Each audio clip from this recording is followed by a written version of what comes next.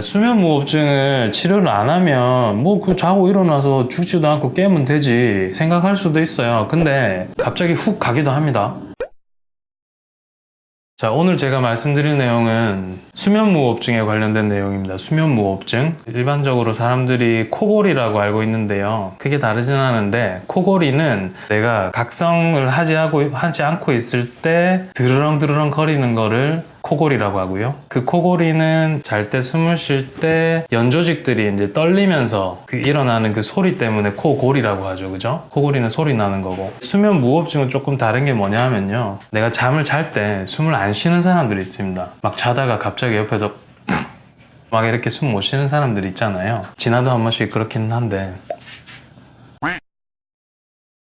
숨을 안 쉬는 시간이 10초 이상 지속되는 게 5번 이상이 됐을 때부터가 이제 수면 무호흡증이라고 진단을 하거든요. 5번일 수도 있고 뭐 10번, 20번, 30번 이렇게 있을 수 있잖아요. 근데 많으면 많을수록 좋지는 않겠죠. 숨을 안 쉬니까. 결국 자고 났는데도 이제 뭐 좀 피로하기도 하고 뭐 우울하기도 하고 불안하기도 하고 뭐 생활도 잘 안 되고 집중도 잘 안 되고 기억력도 깜빡깜빡하고 그런 거를 수면 무호흡증이라고 합니다. 수면 무호흡증을 치료를 안 하면 뭐 그 자고 일어나서 죽지도 않고 깨면 되지 생각할 수도 있어요. 근데 수면 무호흡증을 그대로 두면 자고 일어나면 엄청 피곤하고요. 계속 졸립죠. 좀 심리적으로 우울해지기도 하고 서큘레이션이 잘 안 되니까 혈액순환 잘 안 되니까 뭐 혈압도 올라가고 갑자기 훅 가기도 합니다. 뇌졸중 같은 것도 생길 수 있고요. 심근경색 같은 심혈관계 질환이 생길 수도 있고요. 비만이라든지 당뇨 같은 것도 생길 수도 있겠죠. 기억도 잘 안 나고 기억력도 좀 잘 안 나고 어찌 보면 우리가 수면 다원 검사를 해야 될 것 같기도 하다 맞지? 저는 구강암외과 전문의임에도 불구하고 수면무호흡증에 대해서 다뤄보려고 하는 이유는 뭐냐 하면 실제로 이 수면무호흡증이 생기는 이유는 여러 가지가 있습니다. 고혈압이라든지 당뇨라든지 심혈관계 질환이 있다든지 살이 쪘다든지 그런 원인에 의해서도 이제 수면무호흡증이 생길 수는 있지만 기도와 관련된 얼굴 주변부의 근골격에 관련된 문제 때문에 생기는 경우도 많거든요. 예를 들면 아래턱이 뒤로 막 이렇게 후퇴돼 있어가지고 위턱도 조금 뒤로 들어가 있어가지고 문제가 있다든지 위아래턱은 정상인데 턱끝이 뒤로 뚝 들어가 있고 턱끝과 관련된 이설근, 이설골근 이런 게 뒤쪽으로 후방위치 돼가지고 기도를 막고 있을 경우 그럴 때는 구강암외과적인 수술을 통해서도 치료를 할 수 있기 때문에 말씀을 조금 드리려고 합니다.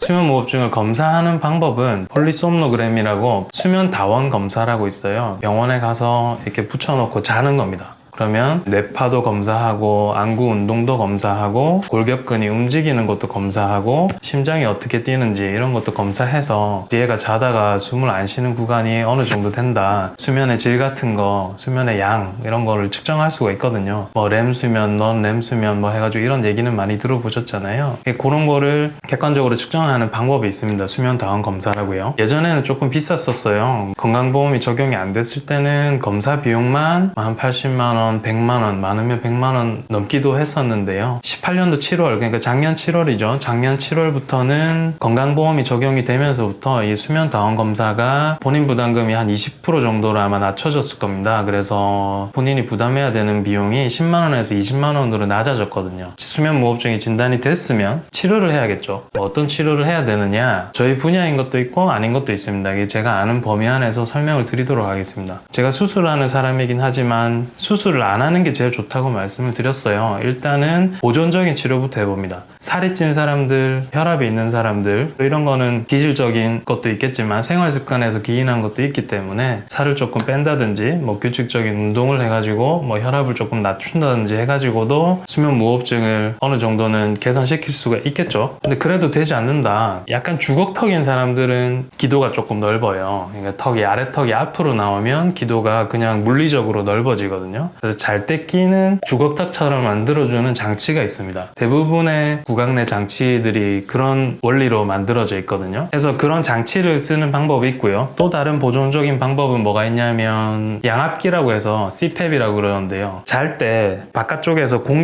산소가 포함된 공기를 쭉 이렇게 넣어줘가지고 기도를 조금 넓히고 이제 수면 무호흡을 없애주는 방법이 있습니다. 그래도 해결이 되지 않는다. 그러면 이제 수술로 가야겠죠. 수술에서 옛날에 많이 쓰이던 방법이 UPPP라고 해가지고 유블로 팔라토 파링고 플라스틱, 입천장이랑 그 구개수 있는 그쪽에 연조직을 쭉 말아서 올려가지고 인위적으로 넓혀주는 거예요, 기도를. 어느 정도의 효과는 있지만 골격적인 문제가 있다거나 심한 중등도 이상의 수면무호흡증은 그걸로 해결되지 않는 경우가 많습니다. 그리고 지니오 글로소스 어드밴스라고 그래가지고요, 지니오 하이오이드 지니오 글로소스 어드밴스라 그래서 우리가 흔히 알고 있는 앞턱 전진술 있잖아요. 턱끝 전진술을 통해 가지고도 기도를 넓힐 수가 있습니다. 그냥 턱 잘라가지고 뒤쪽에 근육을 다 포함을 해서 조금 넓게 잘라서 쭉 앞으로 빼는 거죠. 그러면 턱이랑 턱 끝에 붙어있는 근육이 쭉 앞으로 나오니까 기도도 조금 넓어지고 수면무호흡증이 개선되는 효과가 있습니다. 그래도 안 되는 사람들이 있거든요. 그래도 안 되면 뭘 해야 될까? 놀라실 수도 있겠지만 수면무호흡증을 해결하기 위해서 양악수술하는 경우도 있습니다. 흔히들 주걱턱, 비대칭, 무턱, 개교합 뭐 이런 거를 해결하기 위한 수술이라고 알고 계시잖아요. 원칙은 3차원적으로 재이치를 시키는 거거든요. 위턱, 아래턱을. 서양 사람들 같은 경우에는 이제 위턱, 아래턱을 전진시키는 맥실로 맨디블라 어드밴스먼트라는 MMA 수식을 많이 쓰는데요. 양악수술해서 위턱 아래턱을 전부 다 앞으로 쭉 끄집어내는 거예요. 뒤쪽에 기도가 있으니까 기도가 당연히 넓어지겠죠. 한국 사람들한테도 배우신 몇 분들이 가져와가지고 이런 아이디가 있으니까 우리도 한번 해보자 했더니 기능적으로는 수면무호흡증은 개선이 되는데 우리나라 사람들은 입이 튀어나오는 사람들이 많잖아요. 그래서 이제 위아래 턱을 다 끄집어냈더니 개 같은 원숭이 같은 안모가 되는 거예요. 코를 안 골고 수면무호흡에서 해방되고자 사람이 원숭이가 되는 건 사실은 용납하기 쉽지가 않잖아요, 그죠? 그래서 우리나라에서 요즘에 뭐를 많이 쓰냐 하면 위아래 턱을 전부 다 끄집어내되 앞에 엔테리어 세그멘탈라이제이션이라고 해서 돌출입 수술을 같이 합니다. 뒤쪽은 앞으로 끄집어내고 앞은 뒤로 넣는 그런 돌출입 수술을 같이 하는 변형된 MMA 수식 양악 수술을 하거든요. 결과도 상당히 좋고요. 무턱이라든지 돌출입 있는 사람들한테는 외모 변화까지 꾀일 수 있으니까 양악 수술이 상당한 도움이 된다고 볼 수 있겠습니다. 반대로 접근하는 경우도 많은데요. 환자분들이 병원에 오셨을 때 나는 그냥 돌출입이다, 나는 무턱이다, 내가 무턱이라고 하는 사람들은 턱이 거의 없는 사람들이에요. 우리나라 사람들 중에 내가 무턱이라고 생각하는 사람들은 대부분은 턱이 작다고 생각하지 않고 위턱이 튀어나왔다고 생각하거든요. 윗니가 튀어나왔다고. 근데 실제로 보면 턱이 작은 경우가 많습니다. 아래턱이. 그래서 무턱이라든지 돌출입을 주소로 내원하신 분들을 상담을 해보면 기도가 정상치에 비해서 상당히 좁은 경우가 많습니다. 혹시 코 곤다는 얘기 들어본 적 없으세요? 같이 자는 사람한테? 그러면 10중 8구가 거의 코 곤다고 그러거든요. 뭐 잤는데 혹시 피곤하지 않냐고. 뭐 잤는데 뭐 사람들 다 피곤하지. 요새 뭐 많이 잘 수 없으니까. 근데 물어보면은 여쭤보면 거의 다 맞다고 하시거든요. 그분들이 옛날에는 이제 폴리솜노그램이라고 불리는 수면 다원 검사를 비싸서 하지는 못했지만 요즘에는 수면 다원 검사를 하면 거의 수면 무호흡증 환자가 아니었을까. 그래서 역으로 돌출입이라든지 무턱을 주소로 내원하셨던 분들도 이제 수면 무호흡 또는 수면 호흡 장애가 해결되는 경우를 많이 봤고요. 뭐 최근에 수술하셨던 분들 몇 분을 예로 들면 무턱이라든지 이제 수면 무호흡증이 본인이 있다 해가지고 말씀을 하셨어요. 그래서 그분은 아래턱을 앞으로 뺐는데 수술 끝나고 난 다음에 많이 좋아졌다고. 아직 삶의 퀄리티가 나아질 단계는 아닌데 잠자는 게 많이 좋아졌다고 말씀하시는 분도 계시고, 일단은 환자분들이 생각하시는 건 코골이거든요.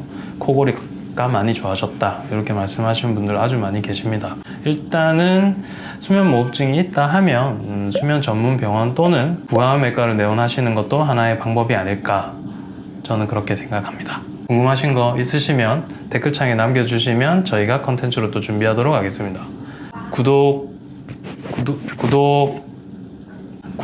좋아요, 그 다음에 알림 설정을 해주시는 게 좋아요. 알림 설정이 더 좋은 것 같아요, 구독하는 것보다.